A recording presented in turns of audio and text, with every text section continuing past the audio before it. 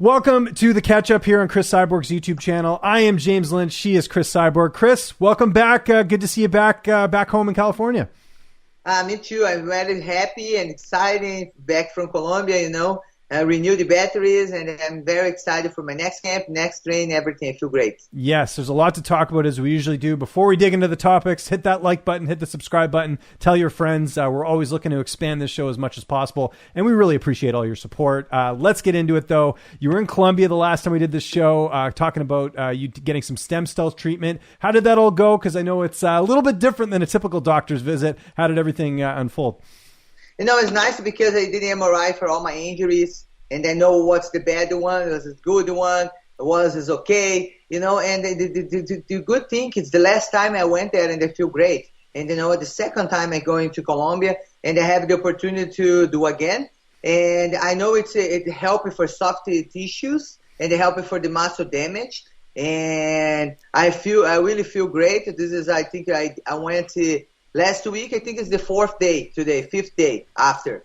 And I feel great for start training, and I know this really helps. And Bioxcellerator, thank you for always support me. If you guys have bad injuries, I tell you guys, go over there. It really works. Yeah, we're seeing a lot of fighters do that, and good to see that you got those injuries healed up. Good timing too with the holidays. Take a little break. Bellator, I know, is still getting their cards together, so good timing doing that. Now, I know last time we spoke, it was all business, right? You were just down there to do the stem cell treatment, and then also do a few other appearances and things like that. But did you get to do anything else while you were in Colombia? Because I know your time was very limited.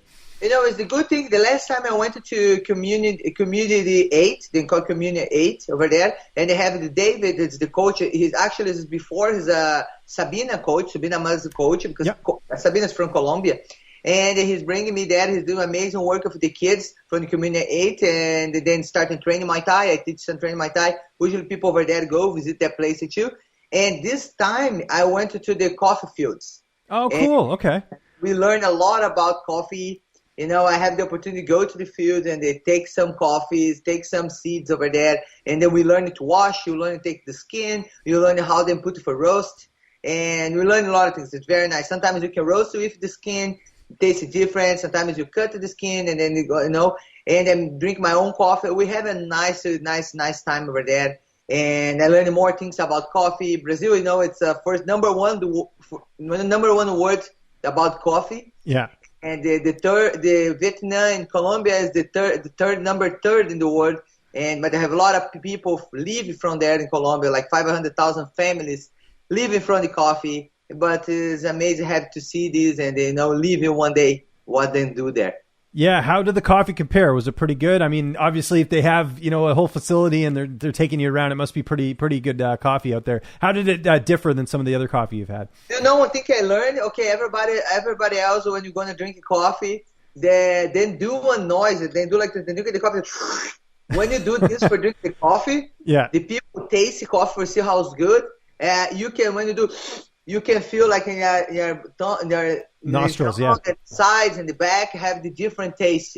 Okay. And who's expert about coffee, then drink coffee like this for see the real taste. And we very good coffee. I love Brazilian coffee, but Colombian coffee is amazing. I got to check it out. That sounds awesome. I'm a coffee drinker in the morning, so that's good to know. I was checking out your YouTube channel. I saw you uploaded that video of the last NCF event, the card, of course, that you promote in Brazil. And I know there was a bit of a weird knockout and ended up being a disqualification. For those who might not know, because I know you uploaded the video, there wasn't a ton of explanation. What exactly happened there? I was curious myself. When your opponent, this fight is no contest, but for my point, I was going to be disqualification. When your opponent down, you cannot kick. You cannot kick in the person. It's not allowed to do this. And actually, I'm going to be this July. If you're going to have, John McCarthy course about the referee, I really want to learn. And nice. For me, be smart to be a fighter. Even I'm a fighter, but smart because my show, I can help, I can see some conclusion, and it's something, you learn more. But I believe this is like this classification, but then did no contest, cool. But you cannot kick your opponent when the opponent down. You have to be careful. You have to see your movement in your body but it's this crazy fight. If you guys would like to watch, go to my YouTube. I just downloaded that fight, and they're gonna have an hour's fight from the event, and you guys gonna support a little bit more about NC fights, and you guys can see next event gonna be in March, and it's gonna be nice to continue the Grand Prix 135 to go Bellator. Yes, and I'm glad you brought that up because there is a lot of fight footage on your channel as well, not just training stuff with you. So you get a little bit of everything here on the channel. And one thing you mentioned there, I want to sort of expand on that. So you're thinking of taking John McCarthy's refereeing course. I don't know why more fighters don't, just to learn the rules a little bit better. And, then if you ever want to, be a referee, that would be kind of cool, right? So is that something you...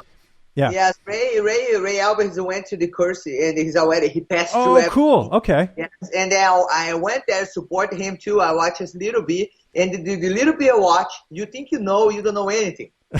Right. You don't know anything, and it's very, very nice and watch. And if you work with this, in the future you want to work with this, but I believe if you be smart yourself, if you have a lot of athletes, if a coach, it's nice, nice, and it's I prove you guys have to check it out.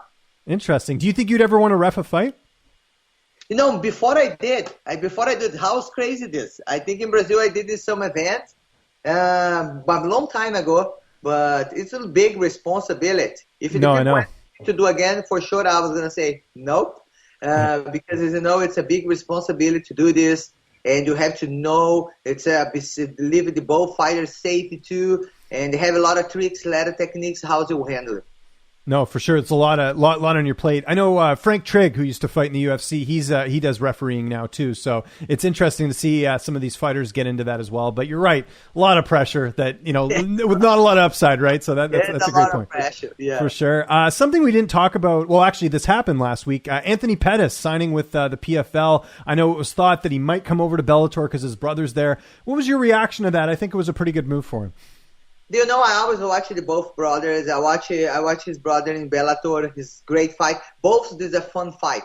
I love watching that. You can see it's gonna go to the death. It's an amazing, exciting fight. And for me, I when I did this, fight out my contract, because some people say, no, then take out that. No, then I fight out my contract because I believe this is for open the door for another fighters do the same.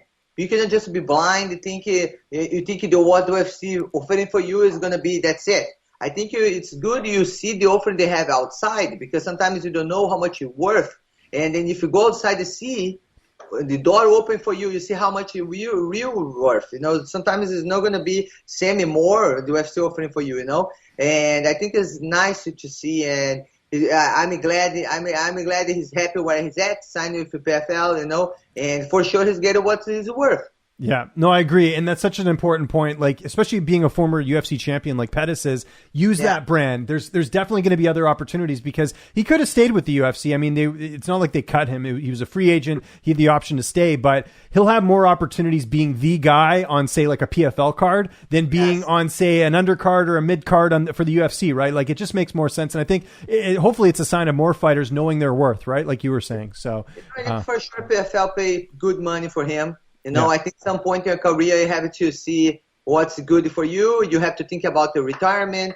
Some fighters really have to think about future. And they really our career is very short. And then we have to think about the future, take care of your money, invest in good things. People around you help you, not just spend the money, nightclub, change cars. I think you have to think about the future. What do you want to do in your future? This is the first thing. No, very well said. We talked about Bellator and how they're still putting their cards together. Is there any fights you'd like to see Bellator put together this year, just from a fan perspective? Not taking the fighter out of it, but is there any fights you'd want to see? The first one I'd like to see Pitbull against AJ McKee. Yeah. AJ McKee he's not lost. So good. This fight is going to be great. Pitbull is amazing too. Anthony Johnson against Joy Romero. I think this fight is going to be crazy. Both tough big guys. And Cris Cyborg against everybody. Yes, exactly. Yes. I'm very excited to come back and very happy. 2020 for me. I don't have complaints. I'm excited and happy. And I believe 2021 is going to be the same and more happy, be more with my fans. And for sure, you're going to have it be together again. Yes. There's a lot of options for you, which is great. So we'll see what happens. Kat Zingano, we threw that out there last week. We'll see if that ends up happening. And AJ McKee. Oh, sorry, go ahead. Sorry. I think I hear Kat Zingano is going to fight in February or something like this. I don't know. Okay. I don't know We'll keep tabs in it. We'll keep tabs. I think eventually it's going to happen, right? You two have to meet just with the name value and everything. So, I can see that happening for sure. Pitbull and McKee, I'd love to see that fight too, but I do have to mention former, catch-up co-host Emmanuel Sanchez might have something to say about that because he's got to fight Pitbull first. So we'll see if Pitbull can get by him. Of course, if people haven't been paying attention, Pitbull won the first fight against Emmanuel Sanchez. They've got the rematch coming up, and then the winner of that will fight McKee. But I think I agree with everyone and what you said there, that's the fight. I mean, Pitbull's a double champ. You've got McKee who's undefeated. That would just be one of the best fights that Bellator could put on. I completely agree. So, and Romero and Rumble, that's got to happen too. Some people are saying let's keep them apart. I disagree. Put them in. Let's see who the better free agent signing is, and let's go at it. Make the big fights that people want to see, right? So, absolutely. I think it's a nice time, but I think it's good when you have public too. I don't know. Yes. Yeah, we'll see. We'll be keeping eyes on it. All right, we got to do our Portuguese saying of the week. So everyone's back in the gym because it's New Year's. We just had the new year come through. Although I will mention, I usually go to the gym, year round. It's not like a seasonal thing. But if I do go to Brazil or I go somewhere else, I want to know where to go to lift weights, to do some cardio. I want to know, how do you say, where is the gym? How would I say that in Portuguese? Aonde é a academia. A academia. Sim, é onde a academia. Aonde é a academia. A academia. This is the best. You get it. There we go. I know. I'm getting better and better. This is good. I know. I appreciate it. I have a good teacher, so it helps. It helps for sure. Nice. A bit of kind of funny stuff we saw last week. So for people who haven't been paying attention, Dana White put out this video a couple weeks ago where he basically, it was like a propaganda video. I mean, we got to call it what it is. It was a video basically criticizing the media for, the media that was concerned about the UFC hosting events during COVID. And some of the editing was a bit, it almost looked like a propaganda video because like some of the editing was taken out of context. I think there was one clip with, I forget which journalist it was, but they were talking about something else. And they didn't include the full quote, and then they put it in the video, so it looked like they said that they didn't want any events to happen. Anyways, long story short, that video is now off the internet, or it's off the Dana White's Twitter feed. What'd you think of that? I'm sure you noticed that.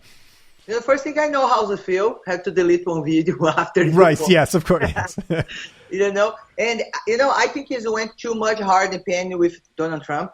Yeah.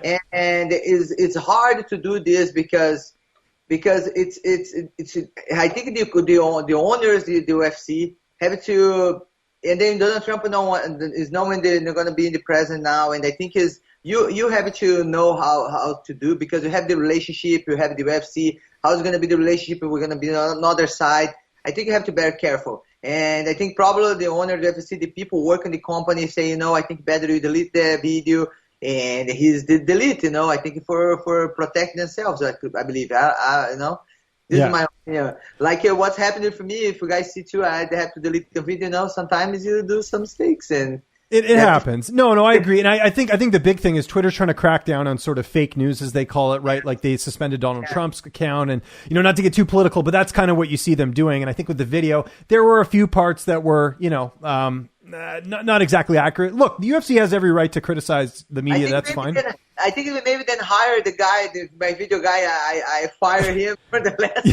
Maybe they use could happen there, but yeah, it happens. I mean, look, like I think at the end of the day, you gotta look. There's nothing wrong with criticizing something, but you can't deceive people. That's where I think the issue took, and that's why you saw the video get off the internet. All right, we got a UFC card this weekend. Really big fight. Max Holloway, Calvin Kattar. First UFC broadcast on ABC, so it's a really big deal that this fight. I think this is a great fight to kick off 2021. Both great guys, with Holloway being the former champ and Calvin Kattar just making so many improvements since his last loss. Who do you think takes it? Because it's a really interesting fight at 145. It's both fighters amazing. Max is such a gangster. I like to watch his fight. I love to watch his fight. But it's going to be big fight, big fight. And I believe I don't know who's going to win because the both is very good. But I believe who's the winner going to be the next for the belt. I'm a little bit more bolder. I'm going to make a pick. I love Calvin Kattar, but I think Max Holloway might take this one by decision, but slightly. I think if you saw the last two fights with Max, right, when he fought Volkanovski the first time and the second time, especially that second time, that was a really close fight with Volkanovski. I think we're going to see a pretty close fight here on Saturday with Kattar being really durable. He's never been finished in his career. And same thing with Holloway, right? So if he gets into those later rounds, that's really when they're going to have to dig deep, and we'll see. But just a great fight to kick off 2021. Really excited about that one. We always got to plug the Cyborg Zoo account here on the program, Cyborg Zoo on Instagram. I saw you got your first dozen eggs from your chickens. How do they taste? Because I've had the free range, like grass-fed eggs. You do taste a difference. I've noticed that just going to like a, specific supermarket where you get the really high quality, the expensive eggs. I imagine they taste a little bit different. I'm searching a lot about the chickens because the first the chickens don't getting eggs. I say, what's wrong then? I was thinking about food. I say, maybe because they don't have the holster, the male. And I search online, you don't need to have a male for you can have the eggs. Just you're going to have the babies, the little chicken. But I started to learn a lot about, and we went to Colombia for 1 week, have 15 eggs and come back. Have some little we left it, but we know now I told you it's 15. And this tastes amazing, it's very yellow, inside, like it tastes good. And it's fun. It's really fun and really learning about them. And it's very cool and very therapy too. See, I heard the opposite with those really like high grade eggs, that the centers actually look more orange than yellow. Because I think if they're too yellow, it means I think that's what you meant. But it's you do notice the difference. So if you guys are here's a little tip for you guys: if you guys are ever eating eggs and the center looks more orange than yellow, that means it's a more quality chicken egg. You know what I'm going to do? I'm going to do. I actually tell you it's no more yellow but orange. I'm going to do like this. I'm going to make one egg. I'm going to break one for show. Then the one you buy in supermarkets. And the one to have at the house from the chickens. And the one thing when you get the eggs from the chickens, cannot wash. Yeah. Because you can leave outside the refrigerator. Right. Good point. You have to leave in the refrigerator. Because if you wash the eggs, you take all the protection have. But if you don't wash, leave that, of course. If you want to wash before you do your eggs, okay. But if you want to leave that outside the refrigerator, you cannot wash. Because usually when you buy straight to the grocery because they wash, you want to make it beautiful, and they have to put in the refrigerator. But it's such a very curious, interesting thing. It is. See, we're not just talking fights in here, a little bit of nutrition as well, some good stuff to do that. And that does it for today's show. Do have to mention before I throw to you, Cris, you got the premium service, less than a cup of coffee in terms of signing up. And like I said, I know there's a lot of fans of Cris. If you want to get to know her even more, you do the Q&As, you do a lot of different stuff behind the paywall. So if you guys are interested, it's on the website, CrisCyborg.com. Definitely check that out. And like I always want to remind our audience, hit the like button, hit the subscribe button. But Cris, if you got anything you want to say before we get out of here, I'll give you the last word. I started to put some videos in TikTok. I want my Which are great, by the way. I love them. That's awesome. Follow me. I know I'm learning from my daughter, and it's nice time together.